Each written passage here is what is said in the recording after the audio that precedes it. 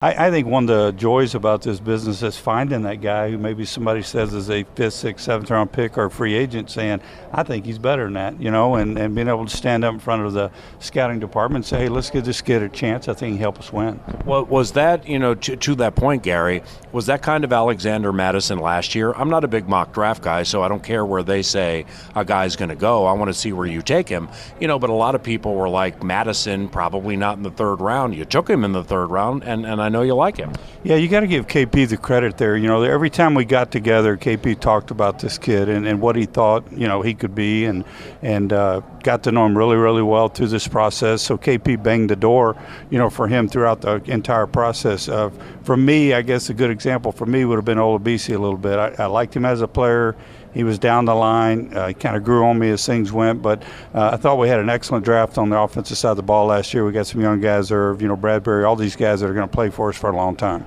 When it comes to the interview process, and I know you're going to have some late interviews tonight, but that's talking to a lot of people. That's the best opportunity here at the Combine to sit down face-to-face with these guys and ask them sometimes some tough questions. When do you know your BS meter sort of goes off and realizes that, all right, this guy's just being coached up on what to say versus an authentic answer? Well, I guess I'd answer that by saying we know a little bit about the kid before we go in the room. So, you sit there and Rick asks him a lot of questions about his background and his career growing up.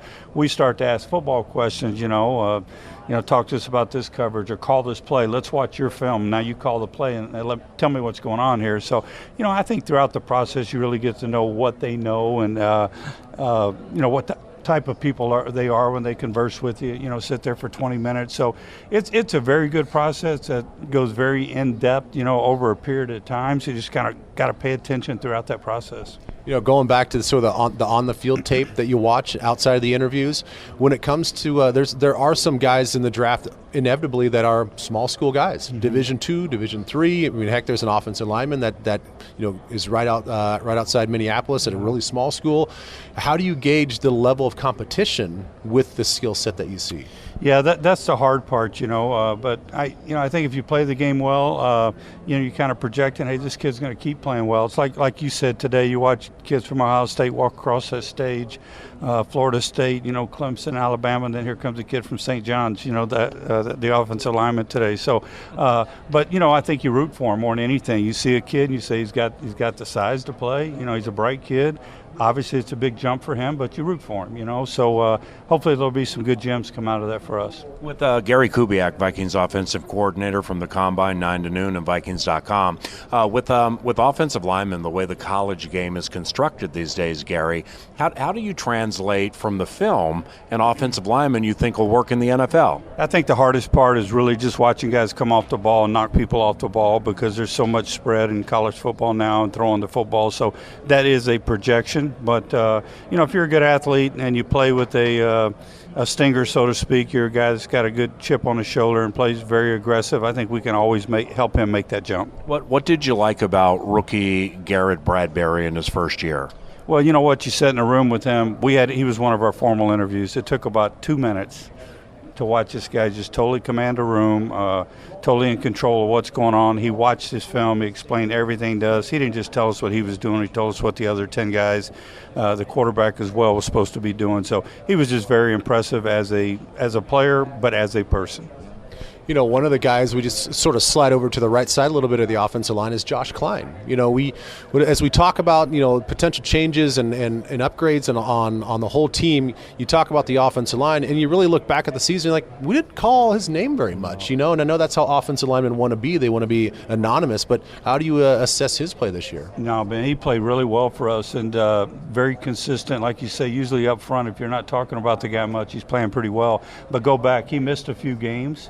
And a couple of those games he missed, we missed him. So not only as a player but as a leader, he's been around winning in pro football ever since he's been a part of it, and he fit very well with our guys. If for whatever the reason you needed to ponder playing Brian O'Neill at left tackle, is that a possibility, or do you just love him doing what he's doing now because he does it so well? Well, I think the most important thing right now is we take what we're doing right now and try to get better at it, Paul. Obviously Brian's got talent to play anywhere. I mean, you watch him run out of the tunnel on Sunday, he looks like a wide receiver. He's so athletic. So we feel very good about the group of guys we have up front. We just need to go get better at what we do, build off of what we do, and just try to continue to improve. You know, I know every year sort of rests on its own as far as the way offense and defensive systems look and how you're going to utilize certain players, but you know, we're still a team, you know, from last year that uses fullbacks. And I think we all, you know, locally love a guy like C.J. Ham and what he's been through. But, you know, he's another guy, hopefully, you know, within your system, as you call the plays and the offense, that he's going to be a big part of that. Yeah, I think the world of C.J. I think he played about 37% of the time for us, which in today's NFL, you would say that's pretty high, but I think he can play more. I mean, that's the type of player I think that he is. Not only plays well on special teams, but CJ has good hands. A few times he touched the ball last year, good things happen. Very excited. Hopefully we get him back. I know it's a big time in his career, but he's a big part of our work going forward. Your son Clint is quarterback's coach for the Vikings. Does he aspire one day to become an offensive coordinator, and how close do you think he is? Yeah, Paul, I think he definitely does. I mean, if you're working and you're putting in a time as a coach, you got to want to climb that ladder and do those type of things. So I don't think Clint's any different. I'd let him answer that probably for himself. But he's working really well, did a good job with Kirk, does a good job with the staff. He puts in the time to help a player and help him succeed. And, I'm proud of his work. I know I'm his dad, but he's got a job to do, and he's doing a very good job. Your son's working football, and, you've been in it for multiple decades.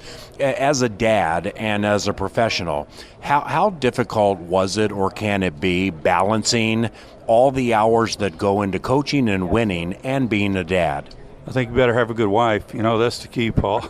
So Rhonda's done a great job. But, no, my kids grew up around it. They were in locker rooms their whole life. And, they've all kind of chosen their direction and what they're doing. One of them's a scout. One of them's a high school coach down at Strake Jesuit in Houston. But, I think we all choose our path in life. I think sometimes it's actually hard on some of these kids that grow up under guys who've been coaching for a long, long time, but they got to find their way, and I would say their mother did a hell of a job with them, helping them get started. One other, I will say one other follow up to that is my dad was my high school principal, so I kind of understand how it goes sometimes when you got dad at school or at work, and you just it makes you just kind of sit up straight a little bit more often. So I understand how that dynamic can be sometimes. I wanted to ask you about Irv Smith. He got an opportunity in that last game with Kyle sitting out, and all of a sudden now, and you've seen this probably time and time again, where a player gets called upon and he gets moved up to be RB1 or tight end 1 or whoever.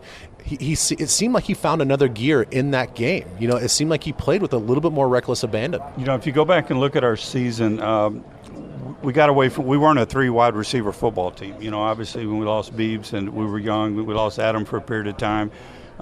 Irv did a great job for us. So our 3 wides, Irv was our 3rd wide, the way we went about things. But Irv has a very bright future. He's very competitive. He's very confident in his ability.